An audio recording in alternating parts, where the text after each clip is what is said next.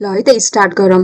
Last क्लासमा चाहिँ मैले हजुरहरूलाई चाहिँ just theoretical concept of source code, byte code and machine code भनिदिएको थिएँ र आज चाहिँ मैले त्यसले कसरी लोजिकली र प्र्याक्टिकली काम गर्छ त हो त्यसको लोजिकल कन्सेप्ट चाहिँ मैले हजुरहरूलाई चाहिँ एक्सप्लेन गर्छु है त। ल यहाँ चाहिँ मैले VS कोड खोलेँ र यहाँ चाहिँ मेरो लर्न जावा भन्ने फोल्डरमा चाहिँ मैले गर्नेछु र यहाँ चाहिँ मैले फर्स्टमा चाहिँ फाइल गराउँछु है त। ल यहाँ चाहिँ मैले हेलो वर्ल्ड डट जावा भन्ने चाहिँ मैले चाहिँ यहाँ फाइल गराएँ र यहाँ चाहिँ मैले अब पब्लिक क्लास हेलो वर्ल्ड हो। यहाँ अब चाहिँ मैले चाहिँ कोड लेख्छु है। अब फर्स्टमा चाहिँ सोर्स कोड भन्ने बुझौँ है त। सोर्स कोड भन्नाले के हो भन्दा जुन चाहिँ हामीले अब सपोज कुनै प्रोग्रामिङ ल्याङ्ग्वेजमा लेखिन्छ, सपोज जावा हुन पायो, C++ हुन पायो, सी हुन पायो, पाइथन हुन पायो, त्यसलाई चाहिँ के भन्छ भन्दाखेरि सोर्स कोड भनिन्छ। सोर्स कोड चाहिँ ह्युमन रिडेबल ल्याङ्ग्वेज हो। अब यस्तो पब्लिक क्लास भन्ने त यस्तो टर्मिनोलोजिस त मेसिनले त बुझ्दैन। हामीले त यसलाई केमा कन्भर्ट गर्नु पर्यो, मेसिन कोडमा कन्भर्ट गर्नु पर्यो। त्यही भएर चाहिँ पहिला चाहिँ हामीले सोर्स कोडलाई कम्पाइल गरेर चाहिँ बाइट कोडमा कन्भर्ट गर्छौं। बाइट कोड चाहिँ जेबीएम ले मात्र बुझ्छ है, जावा भर्चुअल मेसिनले। अनि त्यसपछि चाहिँ जेबीएम ले चाहिँ केमा कन्भर्ट गरिदिन्छ, मेसिन कोडमा कन्भर्ट गरिदिन्छ। मेसिन कोड भन्नाले 0 1 2 आई मिन सरी 0 र 1 को फर्ममा 0 0 0 1 1 1 0 0 0 0 0 1 0 0 1 0 हो यस्तो फर्ममा कन्भर्ट गरिदिन्छ जुन चाहिँ मेसिनले बुझ्छ। यस्तो बाइनरी डिजिट्सहरू हजुरले यति माइक्रो प्रोसेसर र डिजिटल लोजिक पढ्नु भएको छ भने हजुरलाई यसको पनि कन्सेप्ट छ होला। र अब चाहिँ हजुरले कोड बुझ्नतिर नथाल्नुस्। जस्ट मैले हजुरलाई चाहिँ सोर्स कोड, यो कोडको थ्रु चाहिँ सोर्स कोड, बाइट कोड र मेसिन कोड चाहिँ हजुरहरूलाई चाहिँ एक्सप्लेन गर्छु है त।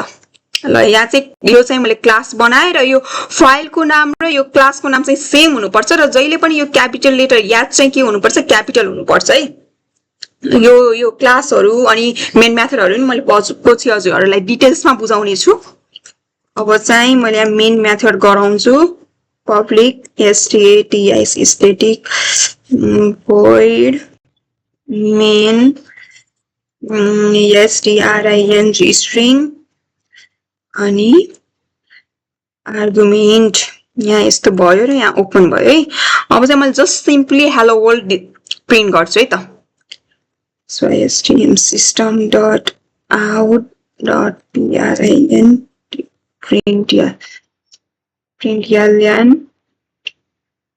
अनि यहाँ HEL हो हेलो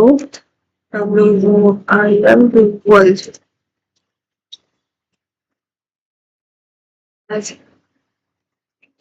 यहाँ चाहिँ मेरो एउटा सोर्स कोड चाहिँ तयार भयो है। हो यो मैले लेखेको चाहिँ के हो, सोर्स कोड हो, किनकि यो चाहिँ मैले जावा ल्याङ्ग्वेजमा लेखेको छु। यो त मेसिनले बुझ्न सक्दैन, यसलाई चाहिँ सोर्स कोड भनिन्छ। र कम्पाइल गर्नुभन्दा अगाडि जहिले पनि यहाँ हेर्नु है, यस्तो व्हाइट डट देखाउँछ के सेभ भएन भने सेभ गर्नुपर्ने हुन्छ। CTRL प्लस यस गरेर चाहिँ सेभ गर्ने र बल्ल अब यहाँ टर्मिनलमा गएर चाहिँ हामीले कमान्ड लेख्नु पर्ने हुन्छ। र मैले के लेख्छु यहाँ राम्रोसँग हेर्नु है त। यहाँ चाहिँ हामीले के लेख्नु पर्छ भन्दाखेरि जावा सी भनेको जावा कम्पाइलेसन अनि हो यो फाइलको नाम है, HELL hello world dot Java लेख्नु पर्ने हुन्छ है त। यति हाम्रो यो कोडमा केही पनि इरर छैन र यो करेक्ट छ भने, इरर फ्री छ भने चाहिँ हाम्रो यो कम्पाइल हुन्छ र यसले चाहिँ बाइट कोडमा कन्भर्ट गर्छ। बाइट कोडमा कन्भर्ट सक्सेसफुल्ली हुन्छ यदि यसमा चाहिँ केही पनि इरर छैन भने है। र यसले चाहिँ यहाँ हेलो वर्ल्ड डट क्लास नामको फाइल गराइदिन्छ। ल हेर्नु है त, यहाँ हेर्नु हेलो वर्ल्ड डट क्लास नामको के भयो, फाइल बनाइदियो भनेपछि यो सोर्स कोड अब बाइट कोडमा चाहिँ कन्भर्ट भयो। र अब चाहिँ हामीले यसलाई रन गर्नको लागि चाहिँ अब यहाँ के कमान्ड लेख्नुपर्छ भन्दा जावा अनि फेरि यो हेलो वर्ल्ड लेख्नु पर्ने हुन्छ फाइलको नाम हेलो वर्ल्ड। र हेर्नु यहाँ हेलो वर्ल्ड आयो है। अब यो चाहिँ सक्सेसफुल्ली रन भयो। अब हो यो बाइट कोड छ, यो बाइट कोड चाहिँ ओन्ली जेबीएम जावा भर्चुअल मेसिनले मात्र बुझ्छ र जेबीएम ले केमा कन्भर्ट गर्छ, मेसिन कोडमा 0 र 1 को फर्ममा 0 0 0 0 0 1 0 1 0 हो यस्तो फर्ममा कन्भर्ट गरिदिन्छ र मेसिनले बुझ्छ र मेसिनले बुझेपछि बल्ल सीपीयू ले एक्जिक्युट गर्छ हो। यसको लोजिकल फंक्सन चाहिँ यही नै हो। यदि हजुरहरूलाई पनि प्रोग्रामिङ एकदम गाह्रो लागेको छ भने चाहिँ हजुरहरूले पनि यस्तै म जस्तै एक्सप्रेस गरेर चाहिँ भिडियो अपलोड गरिदिनु के कसले के भन्छ यस्तो नसोच्नुस्, जस्ट गरिदिनु। यसले चाहिँ हजुरहरूलाई कन्फिडेन्स बिल्ड गर्न एकदम हेल्प गर्छ।